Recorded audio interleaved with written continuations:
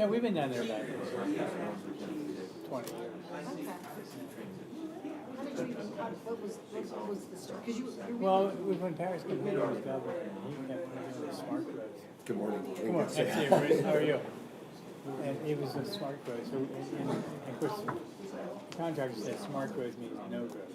So we just didn't think that Maryland was going to make that so well. So we wanted to put eggs in another basket. Mm-hmm. And it was, we're doing really well now, but it was a hard start. Yeah. In Maryland, they really didn't drop off that much. We were okay. Right. I could see that too, because North Carolina can be the good place, and that worked down there too. So. Yeah, but I don't know. there's so many people moved in, it's not, Open it up, yes. you don't even hardly hear a southern accent sometimes. You do, but I mean, That's not kind that of sad, but that's not us.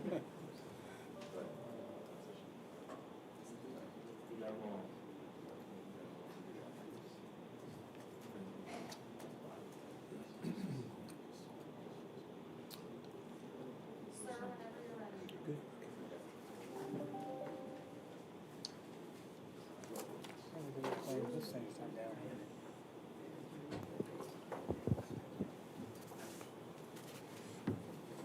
Okay.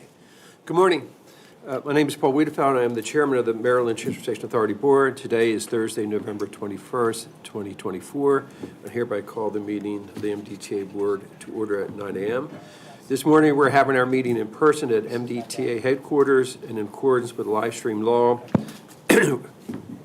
this meeting is being live streamed on the MDTA Board webpage. I would like to say welcome to the members and staff who are with us today.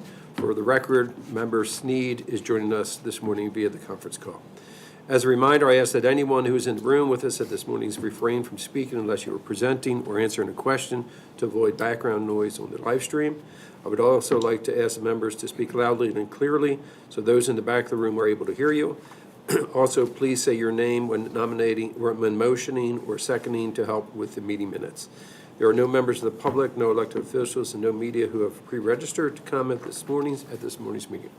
For those who are watching this meeting via the live stream, we have posted the materials for today's meeting on the MDTA Board webpage, so you can follow along if you would like. We'll now begin the meeting with today's agenda. Agenda item number 1 is approval of the open session meeting minutes of October 23rd, 24. So moved, Member Cox. Second, Member Gaines. All in favor? Aye. The second agenda item is the closed session meeting minutes of October 23rd. Thank you. Closed session meeting minutes of October 23rd, 24. Member Gaines, Jimmy, I move for approval. Is there a second? Second. Member Rosen? Okay, all in favor? Aye. Aye. Thank you. Agenda item number 3 is related to litigation services for the Francis Scott Key Bridge disaster. Kim. Good morning, morning. members. Kim Millender, counsel from the Office of the Attorney General. I'm here today seeking your approval on an amendment to a contract that you previously approved back in May. This is for litigation services for an outside counsel firm to provide services related to the Francis Scott Key Bridge collapse. As you will recall, the Attorney General has hired outside counsel that's providing these representative services in relation to the federal litigation and other litigation matters that are pending related to the collapse of the bridge. In particular, after evaluations, the Attorney General has made some decisions to make some slight modifications to the fee arrangements, and these are related to some specific litigation outcomes that the team will have to achieve in order to get those revised rates. We are asking for your approval today on this matter. This matter did go before the Maryland Board of Public Works at its October 30th meeting and was approved by the Board of Public Works. Thank you, Kim. Any questions? Member Gaines, Jimmy, I'll move for approval. A second, Member Carroll. All in favor? Aye. Thank you. Aye. Thank you, Kim. The fourth agenda item is the Canton Railroad. Deb Shepherd.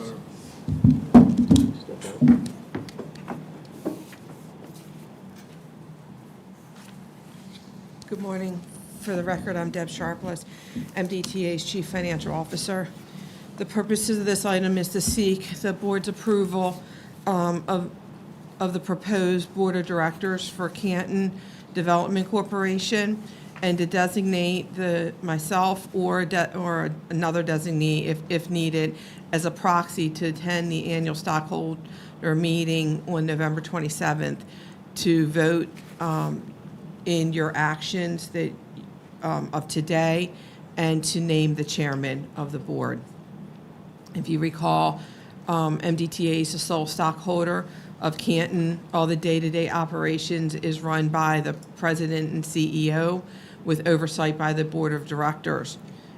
Per the bylaws, there's a stockholders meeting annually, and the stockholders' role is to vote in the board of directors.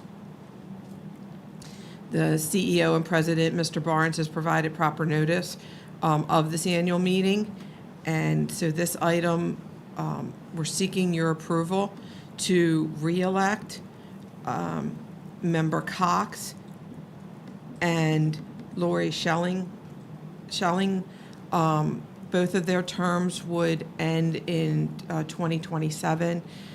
On attachment 2 of your document, you can see the slate of directors, both current as well as the recommended reappointment. We also are recommending that Steve Kaufman continue as the chairman of the board. This would be his second year serving as chairman. With that, I'm happy to answer any questions. Any questions? I will note that Member Cox has recused himself from this agenda item. Is there a motion? I'll make a motion, Member Paris. I'll second it. All in favor? Aye. Thank you very much. Aye. Thank you.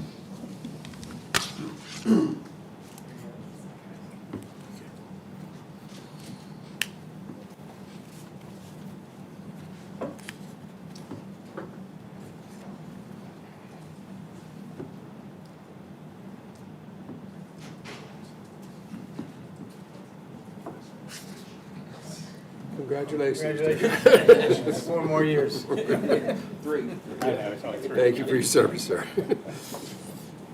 All right, thank you. All right, the fifth agenda item is an update on the express toll rates and zones. Mr. Gartner. Good morning, Mr. Chairman, board members. For the record, I'm Bruce Gartner, Executive Director of the MDTA.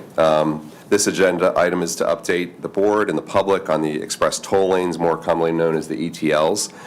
Toll rates that I set earlier this month in accordance with the authority granted to me in COMAR, in the Code of Maryland Regulations. So I wanted to update you on what we have done here to set these toll rates. They become effective when the northbound Phase 1 between Maryland 43 and Maryland 152 is open to the public, and they will apply to the entire system, southbound and northbound, and including current operational portions of the ETL. Also, future phases of the northbound ETL extension, which includes the I-695 ramps, Maryland 152 to 24, and Maryland 24 to the terminus. So why do we do this? Well, it's unlikely that the majority of MDTA toll facilities, the ETL is one of our 2 facilities that is variably priced. So as you know, with the ICC, and the ETLs, it's time of day. Those other toll facilities, such as the Fort McHenry Tunnel, Nice Bridge, the Bay Bridge, are fixed price facilities. As part of the toll setting process outlined in statute and in COMAR, toll rates are fixed price facilities and are set by the MDTA board. Whereas for the variable priced facilities, the board establishes toll rate ranges. You went through that process, and the board approved those toll rate ranges last year, June 29th of 2023. So I wasn't here, but was through it in the previous time, but I'm just complying with that process and what you said. So before diving into the toll rates any further, there are 2 takeaways. First, the time of day pricing mileage rates and the pricing periods will remain the same. No changes. Second, the existing ETL northbound toll between I-95 and the 895 and Maryland 43 will be reduced from 7 miles to 6.5 miles, and I'll cover that later in my comments. At variable priced facility toll rates varies based on time of day pricing or dynamic pricing. The ETL uses time of day pricing, so set periods rather than adjusting. Time of day pricing is a method of calculating the toll based on a fixed, advertised schedule of mileage rates in effect for different hours of the day and the toll zones traveled by the customer. To determine the time of day pricing incurred by customers when traveling on the ETL, I must set the pricing period, the time of day pricing mileage rates, and the toll zones. The COMAR definition for each of these inputs can be found in your board memo at the bottom of page 1 and the top of page 2. Simply stated, the pricing period includes 3 pricing periods: peak, off-peak, and overnight. For each of these periods, I establish the hours in the day that fall into each of these pricing periods. The time of day pricing mileage rates is the per mile rate a customer pays based on a vehicle's classification. That is 2-axle, 3-axle, 4-axle, etc. The method in which the customer chooses its toll. and the method in which the customer chooses to its toll. Finally, the toll zone is the mileage distance the customer traveled between two entry and exit points. Moving to the summary portion of your memo on page 2, the current pricing periods, again, as I said, will remain the same. They are Monday through Friday, 3 to 7 p.m., Saturday, 12 p.m. to 2 p.m., and Sunday, 2 to 5 p.m. Again, those are the peak periods. The southbound peak periods are 6 a.m. to 7 p.m., noon to 2 p.m. on Saturday, and Sunday from 2 p.m. to 5 p.m.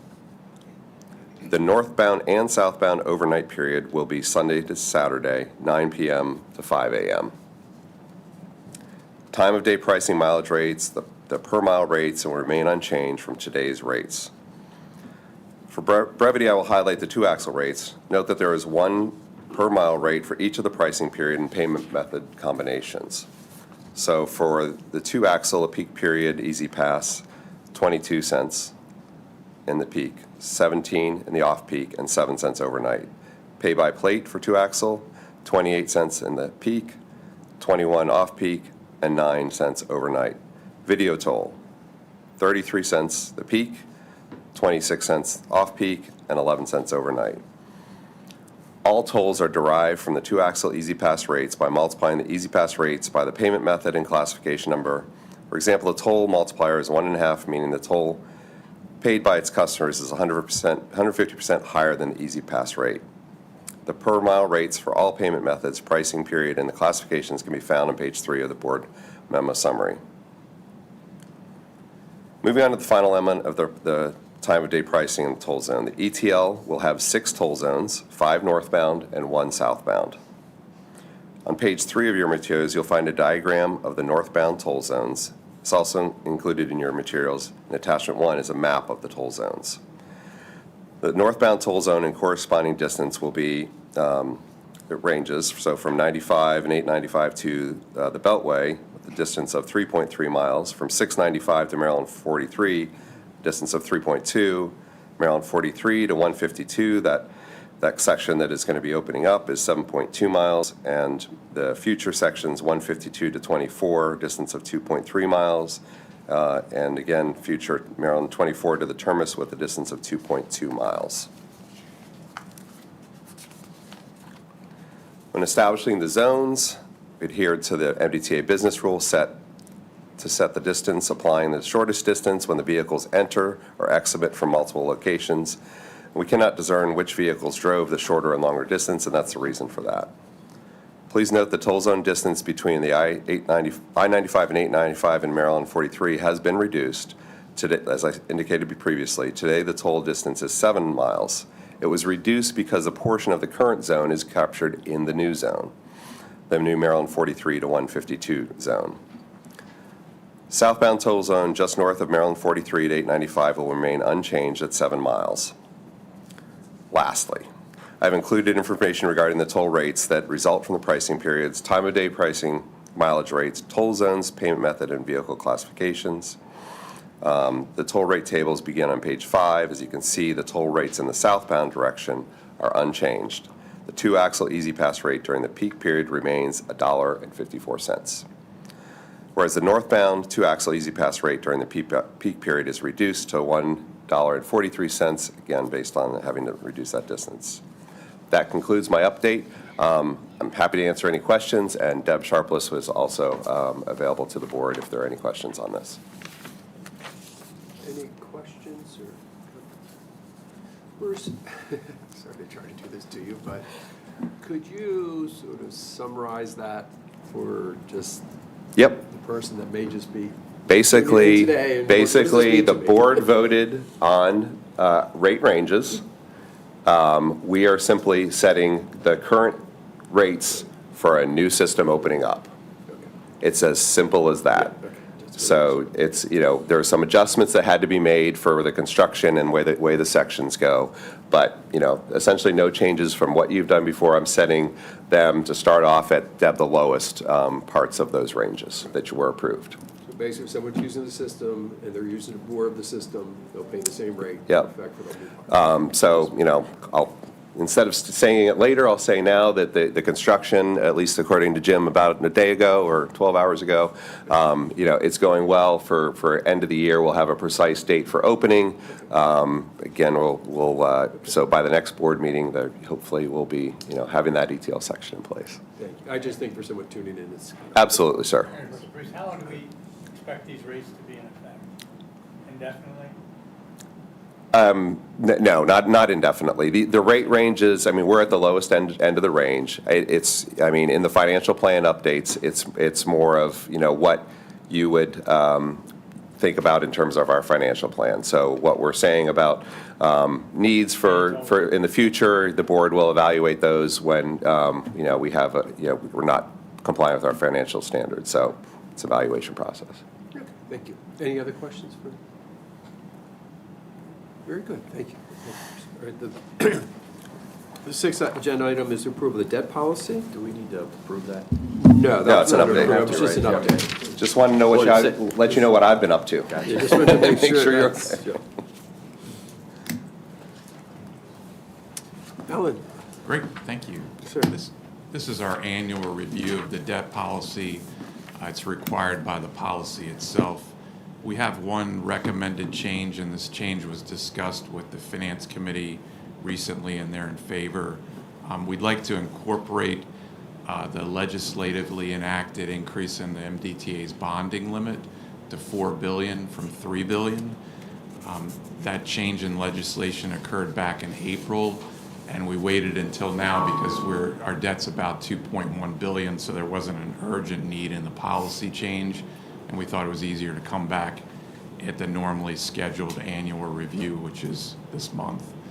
Our recent financial forecast showed that bonding limit need for an increase within the 6-year program period. So our debt, again, is currently at $2.1 billion. And you can see highlighted in the agenda item, the only policy change is just that highlighted in yellow there, changing it to $4 billion from $3 billion. As a little background, the debt policy includes legal limitations that are contained in state law, as well as the trust agreement, as well as board directives that ensure our financial strength. And these guidelines and mandates help us gain access to the capital markets at the lowest possible financing rates. And I included a table that just highlights some of the key sections. Probably all read it extensively, but the state law references are in Section 1. Our unrestricted cash target is in Section 5. We also have the debt limit, our debt service coverage target, the legal debt service coverage goal. We have policies on the capitalization of interest and on variable rate debt, and also the credit ratings goal to try to maintain the highest possible credit ratings within the sector. That's in Section 33. And then the annual review requirement is in Section 36. So I'd open it up for questions, but we're seeking approval of this amended debt policy. Mr. Chairman, any comments? The Finance Committee met on this and unanimously supports this item. Okay, very good. Any questions or comments? If not, is there a motion? Move to approve, Member Carroll. Second, Member Mays. Thank you. All in favor? Aye. Aye. Thank you. Thank you, Alan. The seventh agenda item is a traffic and revenue forecast update. Ms. Green? Good morning. Good morning. Good morning. For the record, Chantel Green, Director of Finance here at the Authority. Today I'll be providing the board with a high-level review of the most recent annual traffic and revenue update. So I'd like to direct your attention to the presentation slide deck in your materials. So if you'll turn to slide 2, you'll note that the current forecast increases, or total, 5.5 billion, which is a reduction of about 45.7 million from the June 2024 forecast update. And excluding fiscal year 2028, total revenues decline each year compared to the previous forecast. Turning to slide 3 at the top, that reflects system-wide in-lane transactions and revenue across all of our facilities. You'll note that in the most recent update, our near-term collection rate was reduced, and it's resulting in the reduction that you see primarily throughout the forecast period. In addition, which I'll mention in a moment, there was an increase in the collection rate anticipated with respect to our civil penalty collections. And overall, the total reduction amount throughout the forecast period is $46 million. Moving to the bottom of the slide, in-lane toll revenue for our legacy facilities. Our near-term collection rate was reduced by approximately 10% to correspond to recent payment trends. So it was reduced from approximately 45% to 35%, and this is at the NOTD collection rate level. In addition, our forecast, the TNR forecast reflects updated construction-related impacts associated with the Bear Creek, Curtis Creek, and BHT AET projects. These are essentially a positive impact on the forecast, where certain projects on the Bear Creek and Curtis Creek facility can be done while the FSK Bridge is in reconstruction process. And with respect to the BHT AET project, that's going to be delayed until after the new bridge comes up. So that has a positive impact, reducing the amount of double diversion that was previously anticipated in the previous forecast. There's a slight reduction in combined revenue associated with the Key Bridge due to revised diversion impacts that I just mentioned. There were also some refinements to the vehicle class distribution, which resulted in a more comprehensive analysis of commercial vehicles, payment trends. So that also was reflected in the TNR forecast, as well as the video toll collection rate at the NOTD level that I mentioned earlier, resulting in a total revenue reduction of approximately $73 million throughout the 6-year forecast period.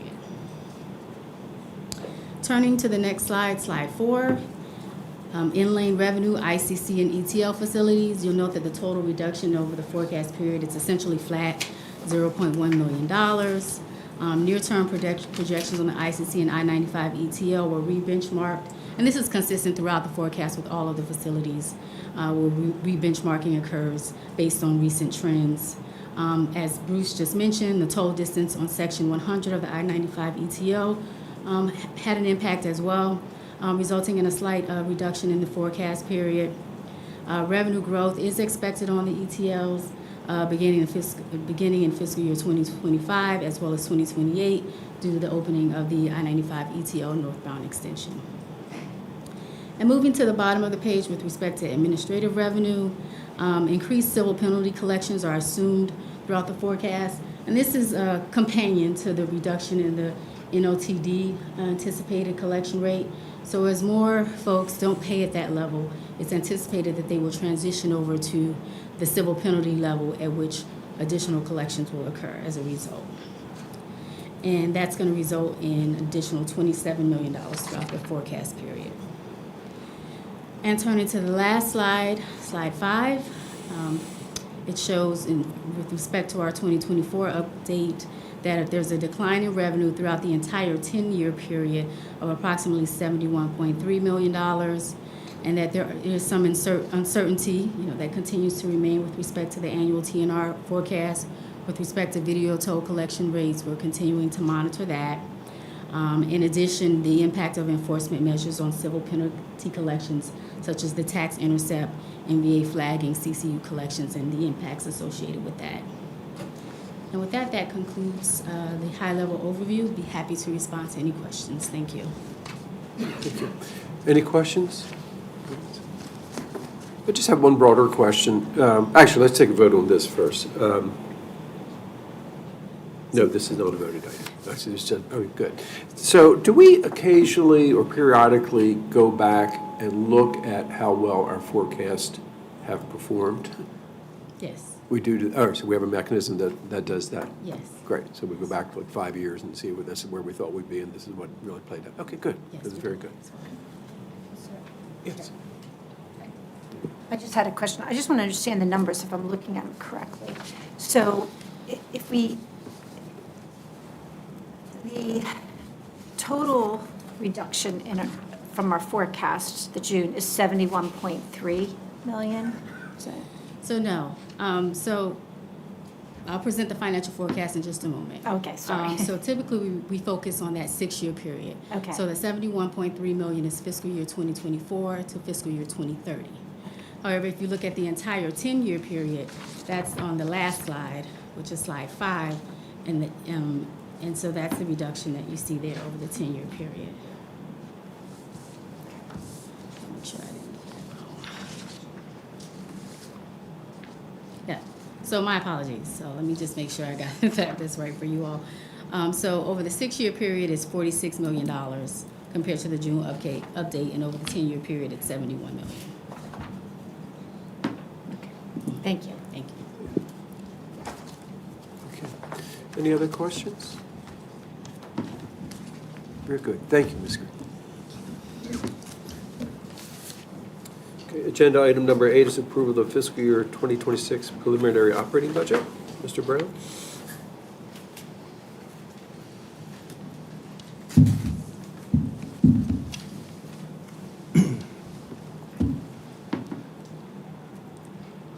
Good morning. For the record, my name is Jeffrey Brown, Budget Director for the MDTA. I'm here today to request approval from the board, or contingent approval from the board for the fiscal 2026 operating budget. It's contingent because the Department of Budget and Management typically provides us updated fringe rates in December, which do impact the budget. For fiscal year 2026, the operating budget is $450 million, which represents a $15.9 million or 3.7% increase versus the fiscal 2025 budget. The key drivers are personnel expenses, insurance premiums, Easy Pass service center costs, engineering costs, collective bargaining vehicle purchases, and additional repairs. These costs are partially offset by reduced IT costs. Typically, we provide an analysis that breaks the budget into 3 various pieces: the mandated increases, additions, and reductions. You can see the mandated increases are $6.1 million. Discretionary additions are $12.9 million, while discretionary reductions are $3.1 million. Moving into more detail on the mandated increases of $6.1 million, they're driven by base salaries. These are due to on-time step increases and reclasses, which total $3.2 million. Maryland State Police costs increased $1.1 million. That's primarily due to salaries and retirement costs. Workmen's compensation, which is a number provided by the Department of Budget and Management, increased $0.8 million. The employees and law enforcement officers' pension system both together increased $0.8 million, while overtime increased by $0.4 million. Deferred compensation increased $0.4 million. Social Security, health insurance, unemployment insurance all had small changes. Social Security was a $0.2 million increase. Health insurance had a decrease of $0.1 million, while unemployment decreased $0.2 million. All other objects, with regards to mandated increases, decreased $0.5 million. Moving to the discretionary additions of $12.9 million, the drivers are engineers, engineering costs, which increased $1.7 million. This represents additional compliance costs, project costs, and updated market rates for labor and overhead. Insurance and premiums increased $1.6 million due to the ongoing market pressures for property and liability insurance. Vehicle purchases and vehicle maintenance increased $2.3 million. This is driven by ongoing replacement activity and the purchase of collective bargaining vehicles. Easy Pass service center costs increased $1 million. This aligns with our projected increases in the transactions to our vendors. Building repairs and maintenance increased $0.8 million to align with fiscal 2024 activity and ongoing maintenance such as sludge removal in the tunnels and drawbridge maintenance. Large vehicle purchases and large vehicle maintenance increased $1.2 million. This is due to replacement needs for heavy-duty vehicles such as tractors, utility trailers, safety equipment, and concrete mixers. The IT-related expenses of equipment repairs and maintenance, outside services and design and software maintenance increased by $1.6 million. The equipment repairs and maintenance is due to a triennial payment for the backup and recovery system, which is due in fiscal 2026. Just to give an idea, typically a lot of these contracts in IT run either 3 or 5 years, and it's whenever they come up, you'll see an increase from year to year when we have to pay them. A combination for the other 2 objects, it was a combination of increasing IT contract rates and again another triennial payment for a VMware account. drive that increase. Additional electric utilities increased $0.3 million, which was to align with our fiscal 2024 activity, while additional equipment was increased by $0.3 million due to the Intelligent Transportation Services. All other objects had a $2.1 million increase. This is spread across multiple lines, essentially about 40 sub-objects, and includes such things as advertising, radios, janitorial services, things of that nature. Moving on to discretionary reductions, there was a $3.1 million reduction. This is driven by application software maintenance. It decreased $0.7 million due to reduced needs. Microcomputers had a decrease of $0.7 million. This reflects up-to-date organizational needs due to prior year purchases.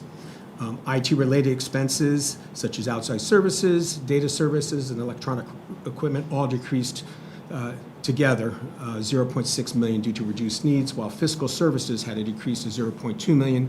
This is driven by a reduction in our basically the credit card rate fees that we have to pay. All other reductions total $0.9 million, again, across multiple lines, such as management studies, snow removal, things of that nature.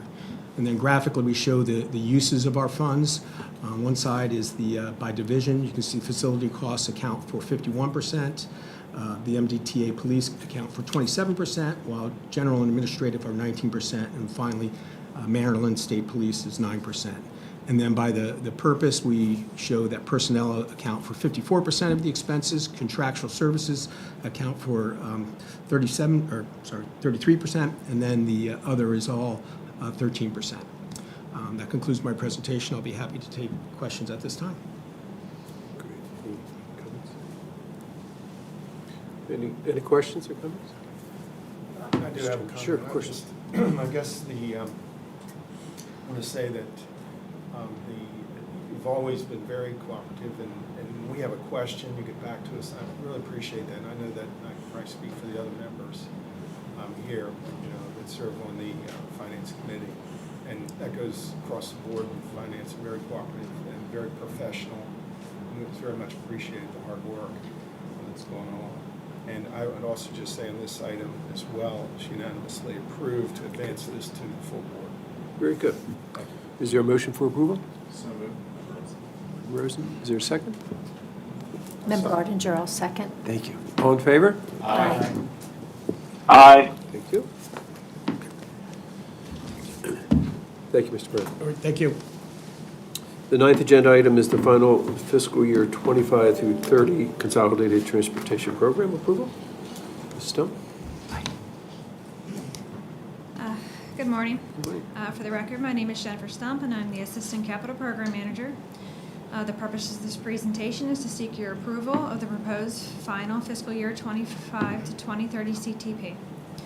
The final CTP was recommended for approval by the Capital Committee on November 6th and by the Finance Administration Committee on November 7th. The proposed six-year fiscal year 25 to 30 final CTP is $5.1 billion. This reflects a net increase of $93.9 million as seen on Attachment 1, Line 7. The net increase is a result of the following: a decrease in the six-year CTP budget by $391,000 for the Francis Scott Key Bridge, as seen on Attachment 1, Line 1. A decrease in the six-year CTP budget by $16.9 million for the Nice Middleton Bridge, as seen on Attachment 1, Line 2.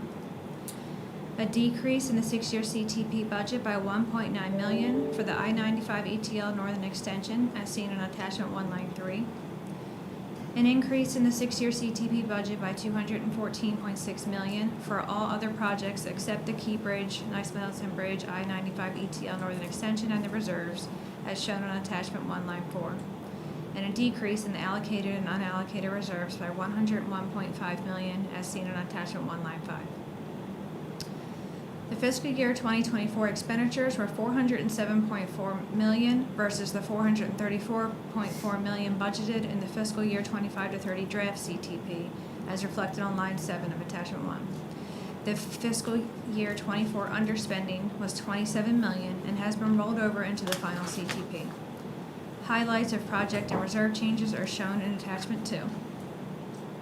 For new projects, we added 11 system preservation projects for a net increase of $12.5 million in the fiscal year 2025 to 2030 period. For construction phase, the construction phase of 5 projects was funded for a total of $137.5 million, transferred from the reserves as design reached a 60% level and cost estimates were developed of fully developed scopes. For modified budgets to reflect completed projects, 12 projects were completed or deleted for a net decrease of $6.1 million in the fiscal year 25 to 2030 period. For modified active projects due to cost changes and cash flow adjustments, adjusted cash flows and funded changes in engineering and or construction budgets for 85 projects for a net increase of $51.5 million. And reserve changes, the allocated reserves decreased by $101.5 million and the unallocated reserves remain the same. Attachment 3 details where the projects are by facility. 36.2% are at the Key Bridge, 19.8% are at Kennedy Highway, 14.3% are at the William Preston Lane Memorial Bridge, 10.2% are multi-area, 8.8% are at the Fort McHenry Tunnel, 7.7% are at the Baltimore Harbor Tunnel, and then there is less than 2% each at the ICC, Hayden Bridge, Nice Bridge, and Point Breeze. Attachment 4 details the projects by their category. We have 37.9% in bridge replacements, 21.9% in structures preservation, 16.5% in safety and capacity improvements, 8.5% in highway preservation, 4.1% in enhancements, 4% in campus facility improvements, 3.3% in campus facility preservation, 2.5% in tunnel preservation, and less than 1% each in environmental and unallocated reserves. That concludes this presentation of the proposed final CTP that we are seeking your approval for. Sure. Thank you, Mr. Cox. Member Cox. Thank you, Ms. Stump. Just want to thank you for your presentation to the Capital Committee. The chair was out of the country, but he did call in, and I was the acting chair, and the presentation was lovely, as always, and I want to thank you. Thank you, Member Cox. I appreciate it. I'll make the approval, Mr. Chairman. There's a motion. Is there a second? Second. All in favor? Aye. Aye. Thank you. Thank you so much. Thank you. The 10th agenda item is the final fiscal year 25-30 financial forecast. Ms. Green again. Thank you.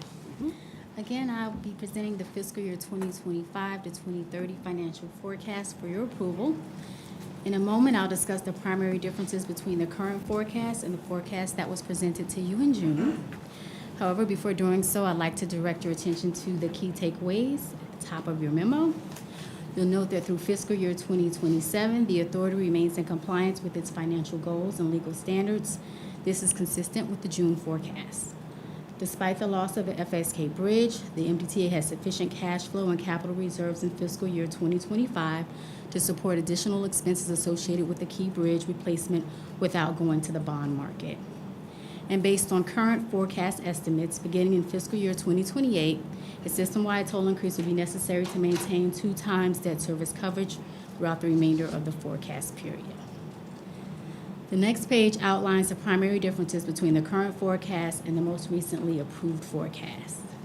Regarding toll revenue, the forecast reflects a $37 million decline in toll revenues throughout the fiscal year 2025 through 2030 forecast period.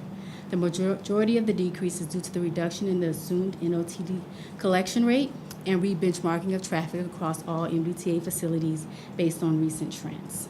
These reductions are partially offset by an increase in the assumed civil penalty collection rate and a revision in the construction-related diversion impacts resulting from the Key Bridge collapse.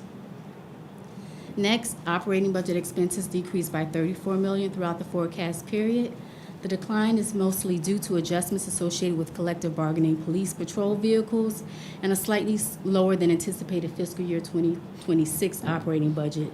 Both of these actions are compounded in future years throughout the forecast. As Jeff just recently mentioned, these reductions are offset by increases in personnel engineering, Easy Pass Service Center costs, as well as insurance costs. Capital expenses increased by approximately $94 million, mostly due to the rollover of unexpended funds from the prior year into future fiscal years, and the inclusion of 11 new projects and other minor budget increases. Bond issuances and debt service costs increased by $284 million and $52 million respectively over the forecast period.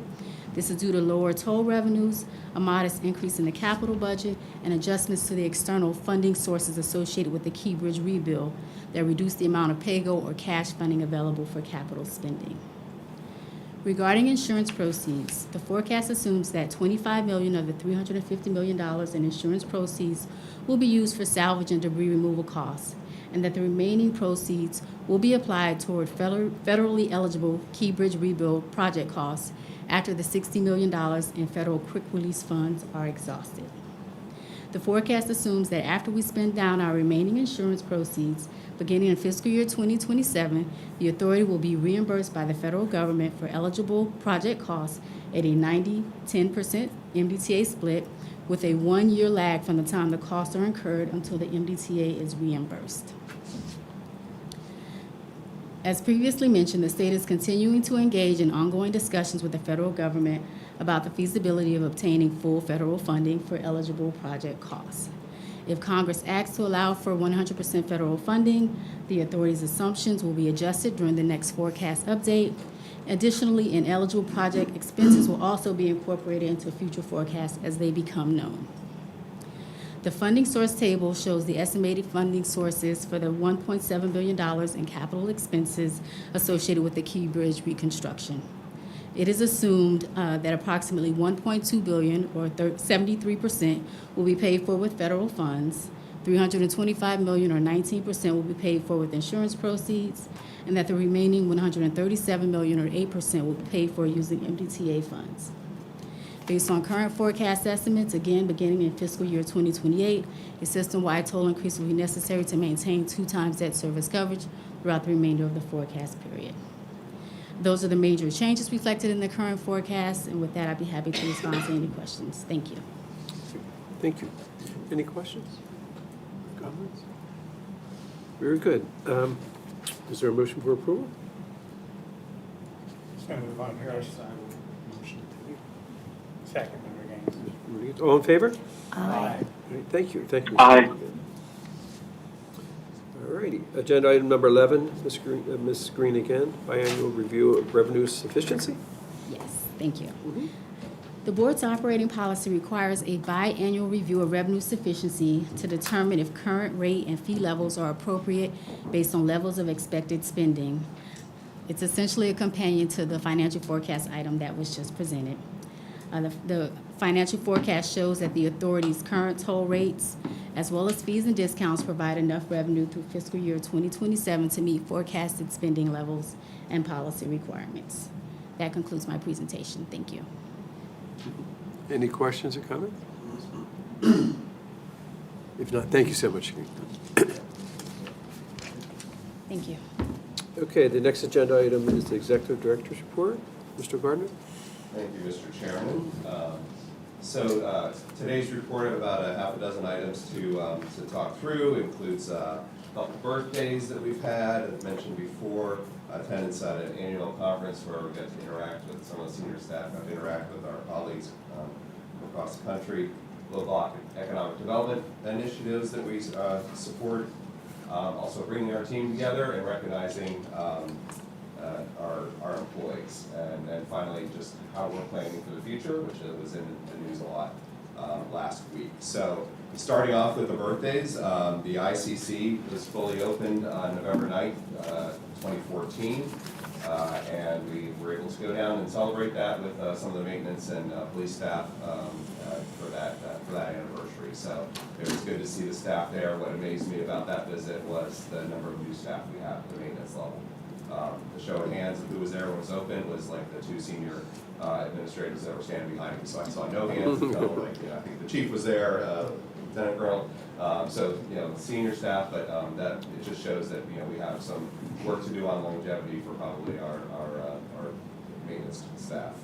The express toll lanes that we've talked about, I actually have an amendment to something I said before that I want to correct for the record, but that's also an express, the express toll lane anniversary of the initial section is coming up.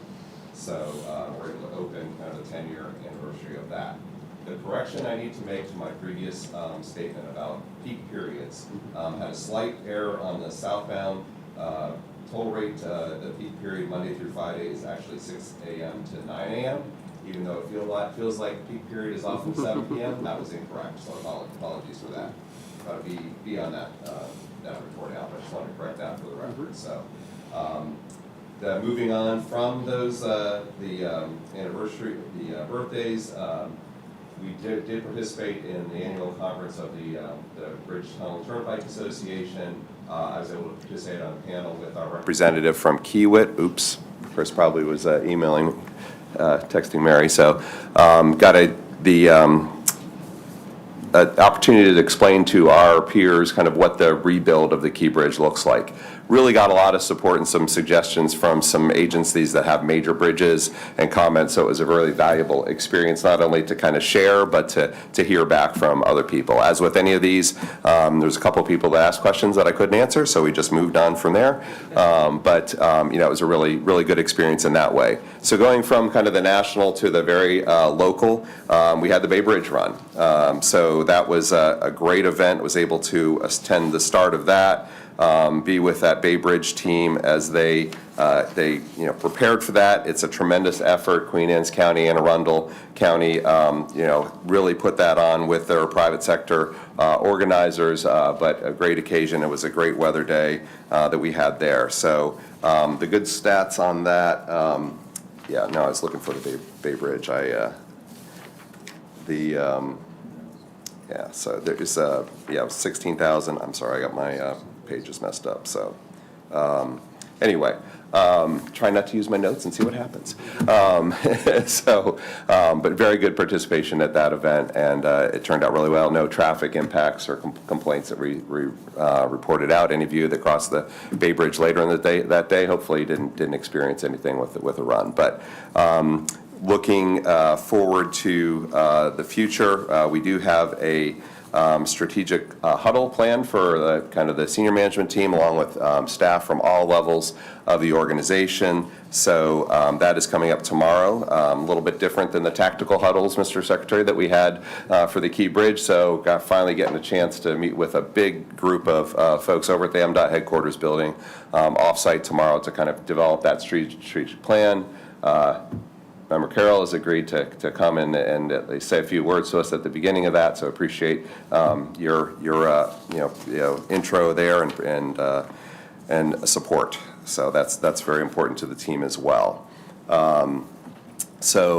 Also looking to the future on our big planning effort, as you saw in the news last week, we hit that next stage of the Chesapeake Bay crossing the Tier 2 study. Got a lot of attention, obviously, but this is just one step in the process. So we will be coming to the board, and some of the initial headlines out there were kind of implied you all had approved a specific solution. You have not, just to reassure you, but this is what we need to do to hear from the public. So we have virtual meetings coming up. I think we've sent those to you. We'll resend those as reminders, and a hearing on each side of the bridge in Anne Arundel and Queen Anne's County. We got really good support from the Anne Arundel County and Queen Anne's County government officials after they came out to help clarify some of those initial confusing headlines. Those two jurisdictions have been heavily involved in our process, so they kind of know where things stand with that. So that was kind of a good news as part of the initial kind of confusion about this is what we're doing. Well, we're going to the public. The process concludes hopefully at the end of 2026 for that selection and moving forward with the federal government. So finally, I want to recognize our employee of the quarter for this most recent quarter. As with with any recognition of an individual, they are part of a team, and I don't want to discount anything that the team has done, but this person kind of personifies the level of effort that went forward. The nomination for this employee was centered around the Key Bridge, similar to last quarter, but our employee within communications really helped formulate the media staging areas and manage all that process. For those of you that saw that on the news or were there, that incredible influx, he was very influential in getting those frontline communication efforts set up. He coordinated with our operations and police and leadership to make sure it was safe. There's a lot of things going on that time, you could imagine, so that was very important in a wet time of year. Believe it or not, we did have a wet time of year this year earlier. But they supported those site visits for Governor Moore. Never missed a beat. His initiatives never wavered, never faltered in advising and supporting his team and leadership. Acted with immediacy, resolve, decisiveness, professionalism, some of the words used in that nomination. Also lent helping hands to wherever needed. As with most of our employees, there's many different hats that are worn by our employees. So the individual has also been managing numerous KeyBridge-related PIA requests, which we can imagine are unprecedented in this type of situation. So really been doing a great job there. And finally, he supports the live stream events of our board. So from supporting you all in these settings to standard PIA, really detailed, having to work with legal to working in a crisis. So with that, help me congratulate Chris Imms, the 2024 employee of the third quarter. Stand up, Chris. So that concludes my remarks, Mr. Chairman. Any comments or questions for the executive director? You want to get a photo here? Yeah. Yes, after adjourn the meeting and then Any we'll other questions? Okay. Before that. No questions? All right, you want to get Okay. You want a photo afterwards? Yeah. Okay, thank you. Yeah. All right, before looking for a motion to adjourn, I did want to comment, we went through a lot of agenda items here for approval that, may seem like fairly quick, but the reality is a lot of work went behind the scenes by the committee members on this, on the board. So I just want to thank you all for that. I definitely appreciate all the effort it takes to get to that point where we can have these approvals. And so I just want to thank you for that and to make sure the public understand there is a lot of work that goes on at the committee level to get to that point. So thank you. So with that, at this point, the agenda is complete. Is there a motion to adjourn the meeting? Member Ganjemi, I'll move for adjournment. Second? Second. All in favor? Okay, thank you. I also, thank you, Member Sneed, and thank you for joining us today. I also wanted to obviously wish everyone a great Thanksgiving, but really our staff, because this is like, a little bit of the Super Bowl for our staff, right? In terms of the volumes that they'll be dealing with, and some of the issues our police force will be dealing with. So I just wanted to wish them all the best and to make sure that they stay safe during that very, very intense time. So with that, thank you. This now concludes the meeting of the MDTA board at approximately